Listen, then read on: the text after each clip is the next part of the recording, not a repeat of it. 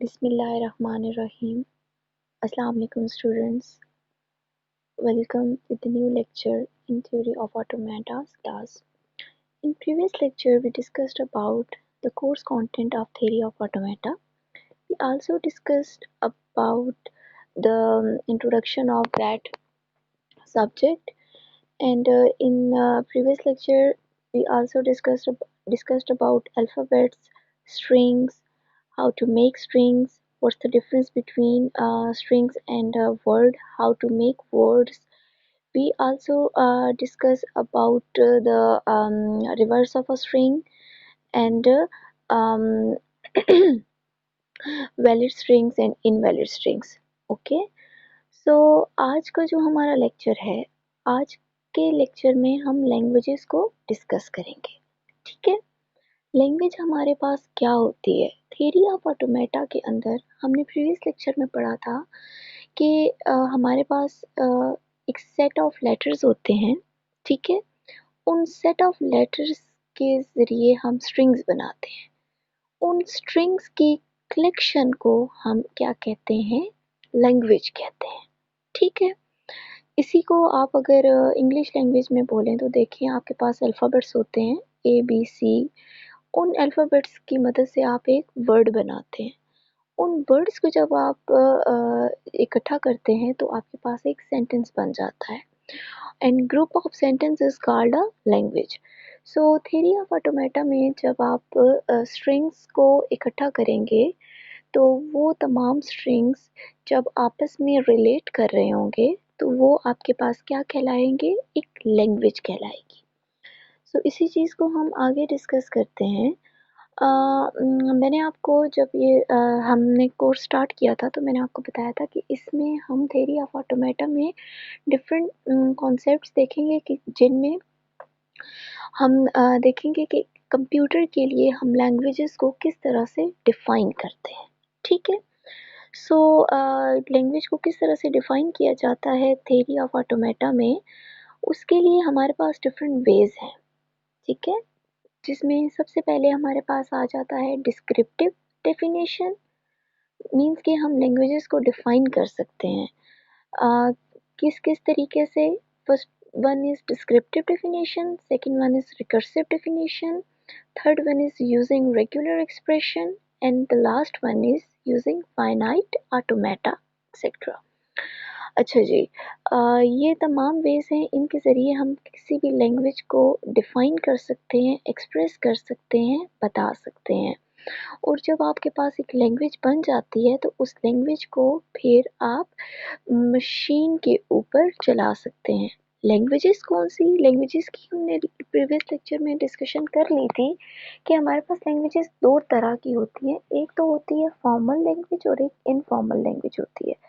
Formal language हमारे पास ऐसी language होती है जो कि एक प्रॉपर सिंटैक्स को फॉलो करती है, जबकि इनफॉर्मल लैंग्वेज में हम किसी भी सिंटैक्स को फॉलो नहीं करते बल्कि उसमें जस्ट हम सिमेंटिक को देखते हैं. ठीक है, सिमेंटिक को देखने से मुराद ये होता है कि आप जस्ट उसका मीनिंग देखते हैं, आप उसका सिंटैक्स नहीं देखते. ठीक है, आप नहीं देखते कि किस तरीके से ये चीज़ इसमें क्या कहा गया है. मिसाल के तौर पर अगर हम इंग्लिश लैंग्वेज में सिंटैक्स और सिमेंटिक को देखें तो सिंटैक्स में आता है कि हम कहते हैं कि बराए मेहरबानी मुझे पानी ला दो. ठीक है, this is the whole syntax.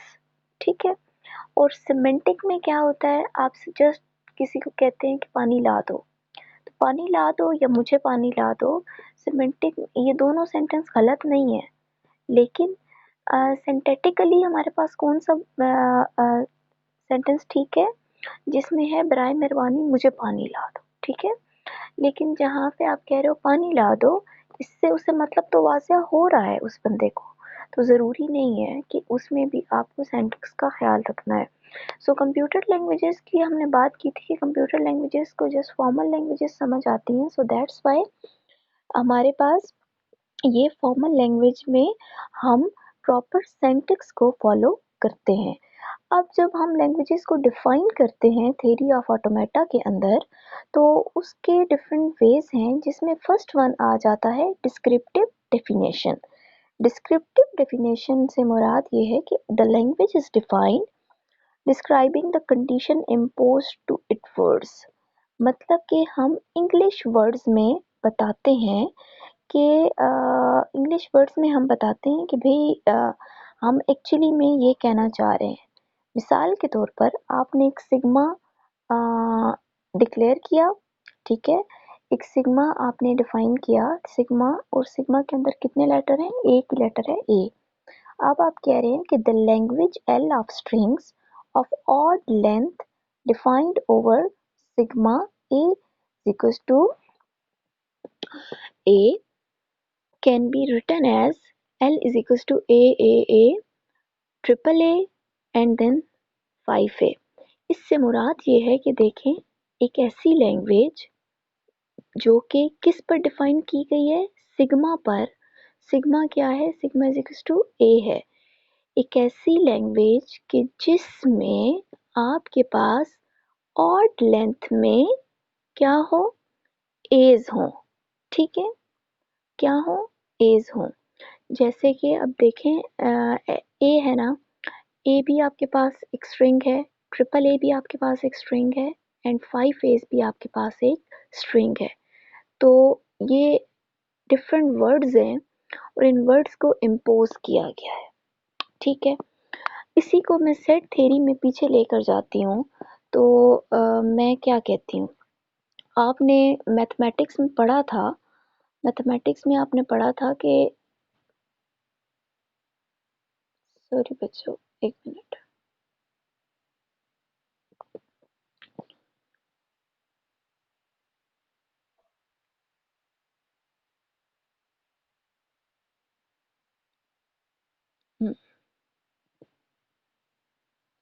मैं आपको बताती हूँ, एक मिनट।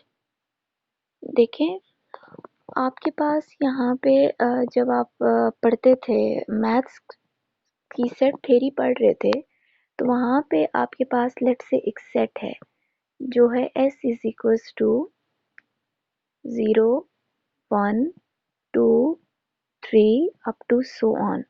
तो मैं कहती हूँ कि आप इसकी डिस्क्रिप्टिव डेफिनेशन बताएं। तो आप क्या कहते थे? Set of whole numbers. क्यों? क्योंकि इसमें 0 भी है, 1 भी है, 2 भी है, 3 भी है। अब अगर यही मैं बताती हूँ 1, 2, 3, 4, तो आप क्या कहेंगे? This is the set of natural number. इसी तरह से अगर मेरे पास आ जाते हैं +1, ±0, ±1, ±2, तो आप क्या कहेंगे? That this is the set of natural numbers. ठीक हो गया। इसी तरह से अगर मैं यहाँ पे कहती हूँ 2, 4, 6, 8 अप टू सो ऑन, तो आप क्या कहोगे? This is set of even numbers. ठीक है। सो ये चीज़ हमारे पास क्या आ जाती है, मतलब कि आपने इस सेट की डिस्क्रिप्टिव डेफिनेशन दे दी। ठीक है।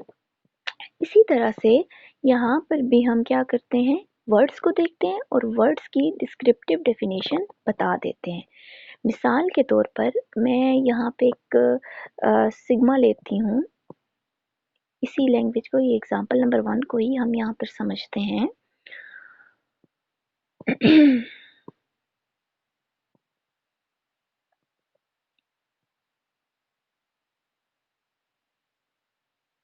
देखें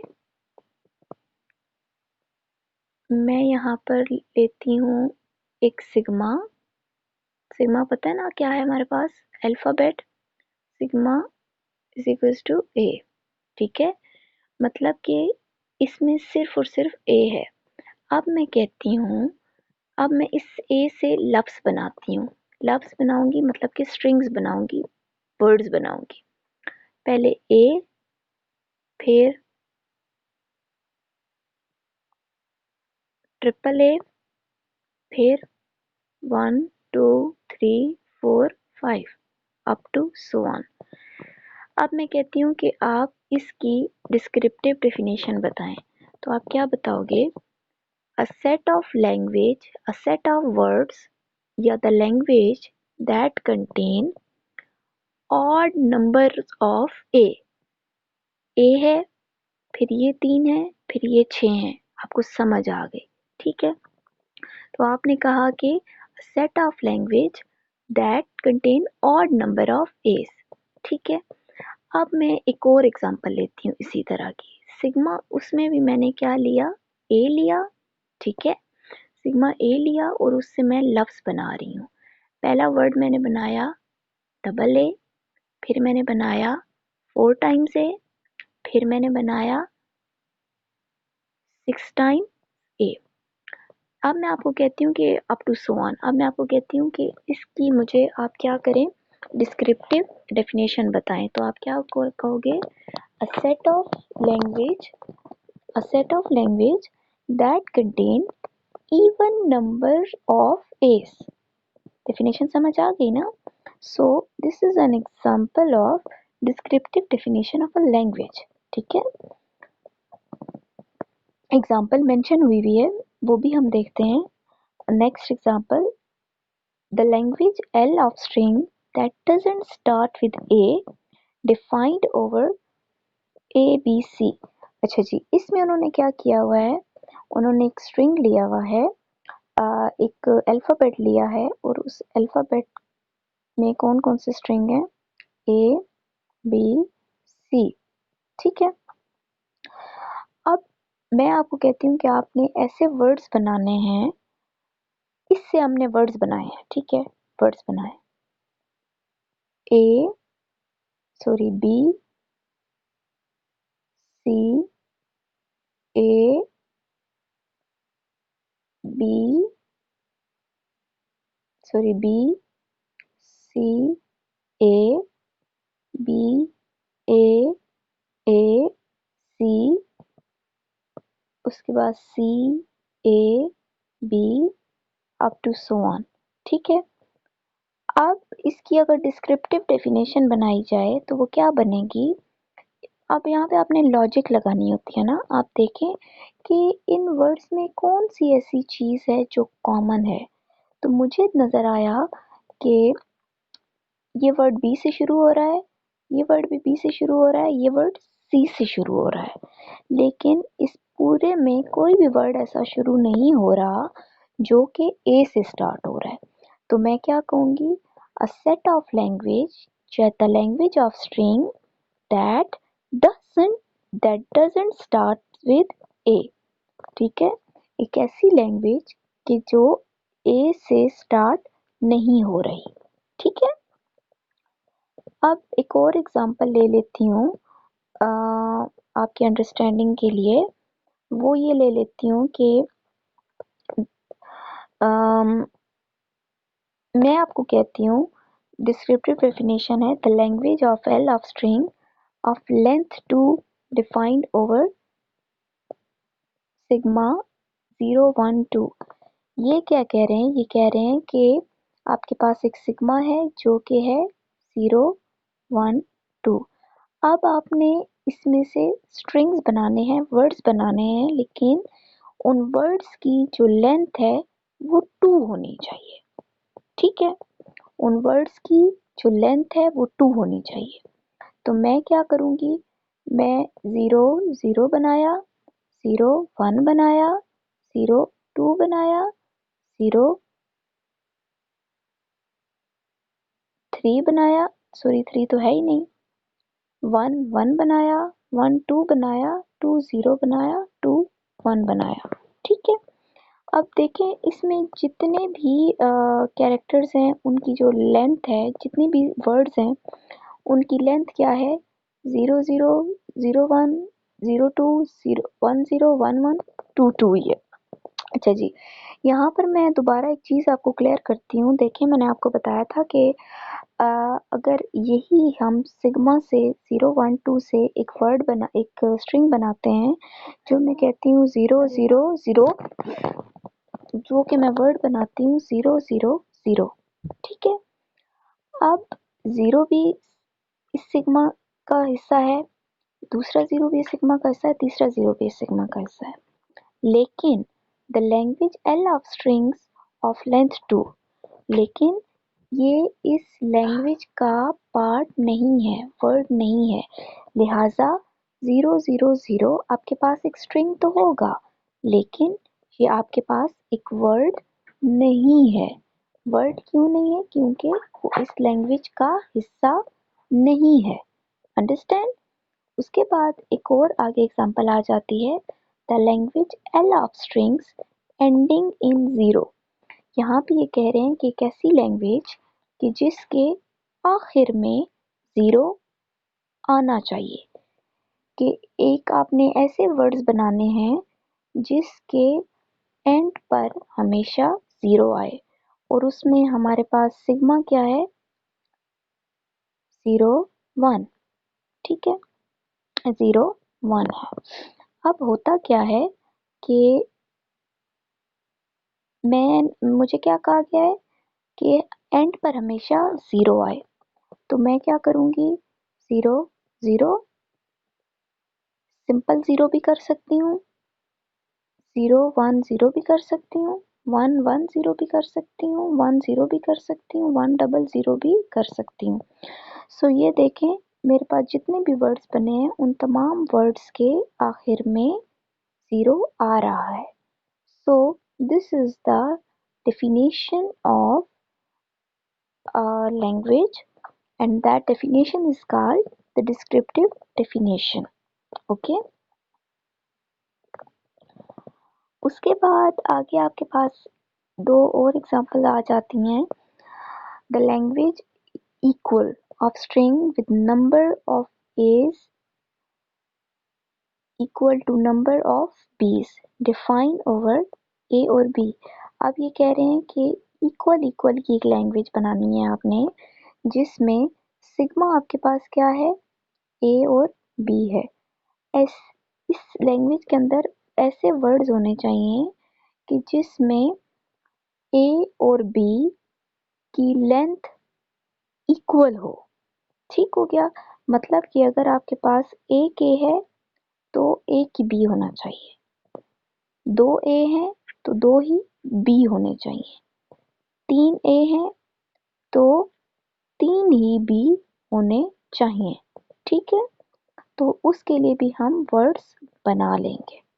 अंडरस्टैंड? सो ये तमाम चीज़ें हम क्या पढ़ रहे हैं? हम डिस्क्रिप्टिव डेफिनेशन पढ़ रहे हैं किसी भी लैंग्वेज की, कि जब आप एक सिग्मा बनाते हो, जब आप एक अल्फ़ाबेट बना लेते हो, अल्फ़ाबेट के अंदर आप कोई भी लेटर्स डाल देते हैं, उसके बाद आप उसके स्ट्रिंग्स बनाते हैं। तो उन स्ट्रिंग्स को आप किस तरह से डिफाइन करते हैं कि वो वर्ड्स बन जाते हैं, तो उसको हम क्या कहेंगे? फिर एक लैंग्वेज कहेंगे। ठीक है, तो वो लैंग्वेज आपके पास क्या होगी? वो लैंग्वेज आप अपनी मर्जी की डिफाइन कर रहे होते हैं। ठीक है, उसके बाद आगे हमारे पास एक और एग्जांपल यहाँ पे इन्होंने दी है, the language even of strings with even number of a's and even number of b's defined over a b can be written as। अच्छा, इवन से मुराद क्या है और इवन में क्या फर्क है? ठीक है, कोई इतना हार्ड एंड फास्ट प्रॉब्लम नहीं है, बस ये यही कह रहे हैं कि इवन में क्या है कि अब आपके पास सिग्मा क्या है? सॉरी बच्चों, सिग्मा क्या है? सिग्मा इज इक्वल टू ए और बी। इवन में ये कह रहे हैं कि अब आपने ऐसे वर्ड्स बनाने हैं जिसमें नंबर ऑफ एज भी इवन हो और नंबर ऑफ बीज भी इवन हो। मिसाल के तौर पर अगर ए आपके पास 2 है तो बी भी आपके पास 2 होंगे। ए आपके पास 4 है तो 2 भी आपके पास 4 होंगे। ठीक है, तो number of a's and number of b's दोनों इवन होंगे। इसके अलावा आप देख सकते हैं यहाँ पर एक और न्यू चीज़ जो कि आपको नज़र आ रही है, क्या कहलाती है? फाई कहलाती है, नल स्ट्रिंग कहलाती है, फाई कहलाती है, नल कहलाती है। अब ये नल स्ट्रिंग क्यों डाला हुआ है हमने, वो मैं आपको रीज़न बताती हूँ। देखें, जब यहाँ पर हमने कहा कि equal number of a's and equal number of b's. तो यहाँ पे क्या हुआ, a into n b into n. तो जब इक्वल नंबर ऑफ एज और बीज हैं तो हमारे पास ये भी तो पॉसिबिलिटी है ना कि हमारे पास ए की पावर भी ज़ीरो हो और बी की पावर भी ज़ीरो हो। तो ए की पावर ज़ीरो और बी की पावर ज़ीरो, तो ये मतलब हमारे पास ज़ीरो होंगे।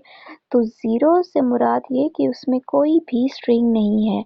हमने अपने प्रीवियस लेक्चर में नल स्ट्रिंग के बारे में पढ़ा था कि नल स्ट्रिंग ऐसा स्ट्रिंग होता है जिसमें कोई भी लेटर नहीं होता, और नल वर्ड भी ऐसा वर्ड होता है जिसके अंदर कोई भी वर्ड नहीं होता, कोई भी लेटर नहीं होता।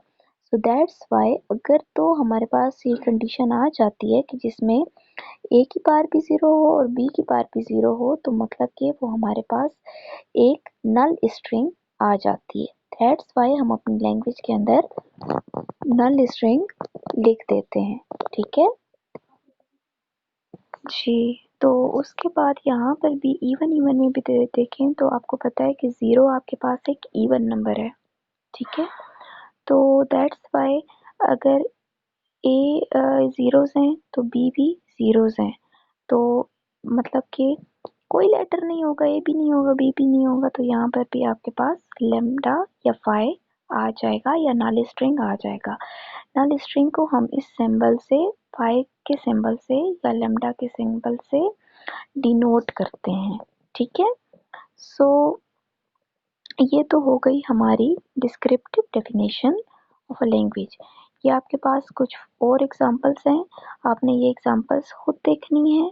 ठीक है, खुद देखनी है और फिर इसमें से हम अम, आपको असाइनमेंट में दूंगी, तो आपने वो असाइनमेंट करके आनी है।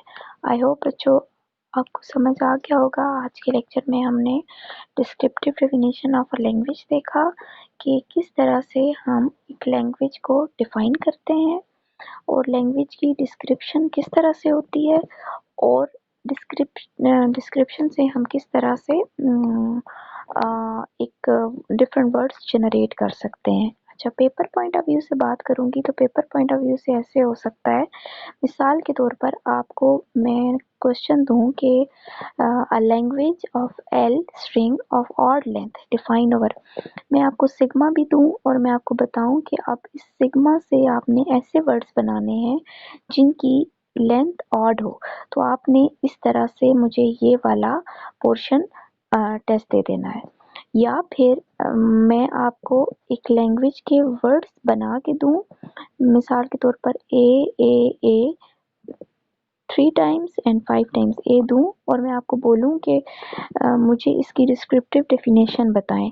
तो फिर आपने ये लिखना होगा that the language of L of strings of odd length define over sigma a. ठीक है, अंडरस्टैंड।